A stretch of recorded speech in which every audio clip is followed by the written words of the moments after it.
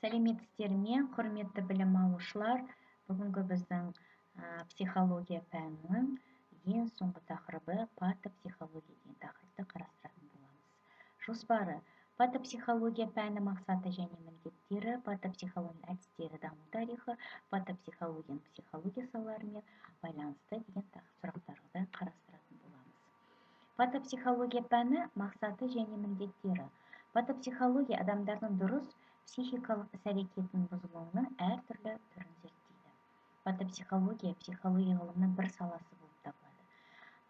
Осы пән мидың ауруы туындайтын психикалық қызметінің бұзылуы болып табылады. Жалпы психология құрылымдары мен психикалық қалыптастыруды зерттейтін болса, ал патопсихология құрылымы мен әртүрлі ыдырау нысандарын зерттейді. Мысалы, жалпы психология қалыптасуды, ойлау үлгерімін зерттейді, ал патопсихология болса психикалық қызметтің заңдары мен бұзушылық нысандарын зерттейді.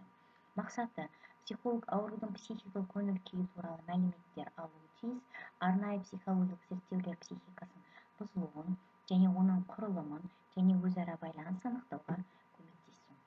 Міндеттері: маңызды міндетті науқастың психикалық жай-күйі туралы, оның эмоционалдық жай-күйі, танымдық белсенділігі және жеке басы туралы қосымша мәліметтер алу. Екінші маңызды міндеті психиатрлық сараптама мақсатында эксперименталды психология зерттеулер жүргізу.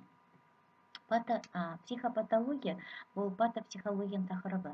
Оның міндеті емдеуді ақтау және медициналық диагнозды айқындау мақсатында психодиагностика.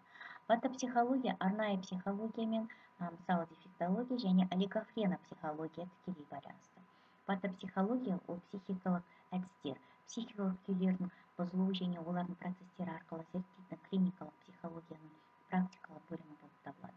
Патологиялық өзгерістерді талдауды жүзеге асыратын патопсихология психикалық процестердің бағытын, жеке қасиеттерін қалыптастыру, сипатын, оның қалыпты нормаларын салыстыру негізінде құрылады. Патопсихология психиатрия клиникаларының қабырғасында тәжірибемен және қолданбалы ғылыми психологиялық пән ретінде дамыған медициналық клиникалық психология саласы болып табылады. Патопсихология ол нейропсихология секілді клиникалық психологияның отандық бөліміне жатады. Оның пайда болуының негізін қалаған Выгодский, Зигарник, Рубинштейн. Патопсихология тарихы психиатрия, неврология және тәжірибелік психологияның дамуымен байланысты. 19 ғасырдың соңында психология ой мен даму сипатын бірте-бірте жоғалта бастады. Оны зерттеуге жаратылыстану әдістері енгізілді. Вунт және оның шәкірттерінің тәжірибелік әдістері психиатрлық емхана Крепшин емханасында, Францияның Сальпетриер қаласындағы ірі психиатрлық емханаға енгізілді. Онда лабораториялар Ресейдің психиатрлық емханаларында да ашылды. Қазан қаласындағы Бехтерев лабораториясы, Мәскеудегі Корсаков, сосын Юрьевтегі Чита лабораториясы, Киев саласындағы Сикорский лабораториясы және тағы да басқа. Біздің ғасырымыздың 20-шы жылдарында медициналық психология бойынша танымал шетел психиатрларының еңбектері пайда болды. Ол Кречмердің медициналық психологиясы, Жанненің медициналық психологиясы. Онда автор психотерапия мәселелерін тоқталды. Бірақ Сеченов психологияның жаңа саласын дамыта ашады. Ресейдегі патопсихологиялық бағыттың негізін қалаушы психикалық қызметінің бұзылуын кейіннен тәжірибелік психологиялық зерттеуді ұйымдастырушы Бехтерев болды.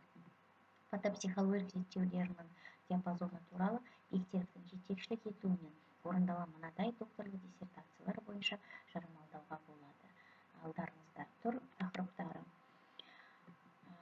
Бехтерев мектебінде қабылданған психологиялық қызметтің бұзылуының саласы түрінде талдау принципі отандық психологияның дәстүрлі болды. Бехтерев, Владычко, Анфимов және мектептің өкілдері ақыл-есі ауысқандары тәжірибелік психология зерттеудің көптеген әдістермен жасады. Олардың кейбіреулері кеңестік патопсихологияда көбірек қолданылатындардың қатарына кіреді. Бехтеревтің Владычко тұжырымдамаған қазіргі заманға ғылыми арналған әдістемелер қойылатын талапта өз мәнін сақтап қалуы қарапайымдылық, эксперименттік әдіс, ауруды лабораториялық жағдайдан тыс тікелей төсегінде зерттеу мүмкіндігі және жасы, жынысы, білімі сәйкес келетін дені сау адамдарға көптен алдын ала сынақ жүргізу әдістемесі. Отандық тәжірибелік психологиясының бағытын анықтауға Бехтеревтің шәкірті негізін салған психоневрологиялық институттағы психологиялық лаборатория меңгерушісі Лазурский негізін ойлап қалды. Патопсихология зерттеулер балалардың психоневрологиялық мекемелерінде ерекше дамыды. Ақыл-есі кеміген кемдігін ерте анықтауға мүмкіндік беретін әдістемелер жасалды.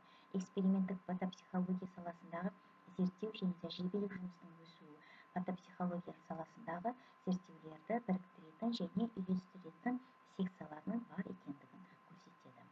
Патопсихологиялық зерттеу құрылымның принциптері. Патопсихологиялық зерттеу тәсілдері ол патопсихологиялық зерттеу тәсілдеріне методологиялық сипаттама беру, патопсихологиялық эксперименттің ерекшеліктерін анықтау, патопсихологиялық лабораторияларда қолданған әдіс тәсіл принциптерін түсіну.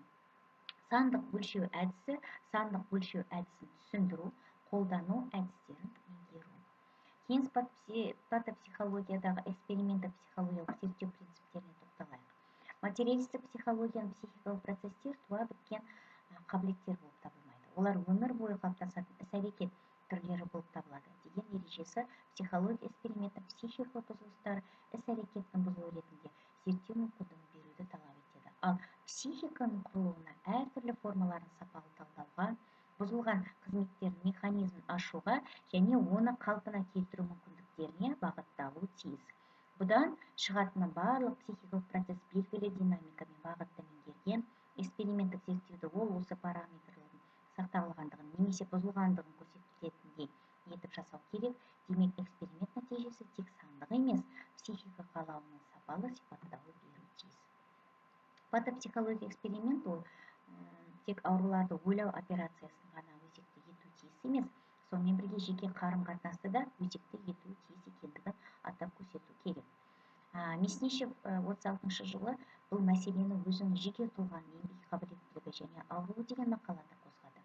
Ол психикалық және психопатологиялық құбылысын, адамның оның мотиві мен мақсаттарын, жұмысқа қарым-қатынасын, өзінің қарым-қатынасын, өзіне талап қою, еңбек нәтижесі және негізінде түсінікті болуы мүмкін екендігін көрсетті.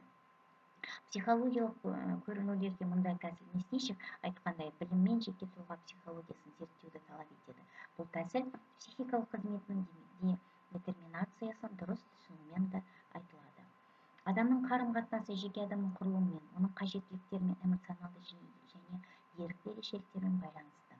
Жеке тұлғаның патологиялық өзгерісі туралы біз аурудың әсерінен адамдағы қызығушылық азайған, қажеттіліктердің ұсақталған кезде, оны бұрын қызықтырған нәрсеге алшақ қараған кезде, іс-әрекетті оның мақсатқа сай бағытталғанын айырғанда, қылықтарын ойланбай жасайды. Адам өз мінез-құлқын ретке алмаған кезде, өз мүмкіндігін барабар бағалай алуға шамасы болмаған кезде, оның өзіне және қоршаған ортаға қарым-қатынасты өзгерген кезде айтамыз. Патопсихология эксперименттің тағы бір ерекшелігі тоқталып өту қажет. Ол құрылымдық және тек өзгертілгеннің құрылымының байқауға мүмкіндік беріп қана қоймай, сонымен бірге аурудың психикалық қызметінде қалған сақталатын формаларын да ұсыну қажет. Бұл жерде Лурия күрделі психикалық қызметтерді де қалпына келтірудің табысты болуын, қалпына келтіру жұмыстарының психикалық қызметін сақталған зерноларын қаншалықты сүйенетініне байланысты екендігі туралы өз пікірін айтты. Мұндай тәсілдердің жемістілігін көптеген кеңестік авторлар дәлелдейді.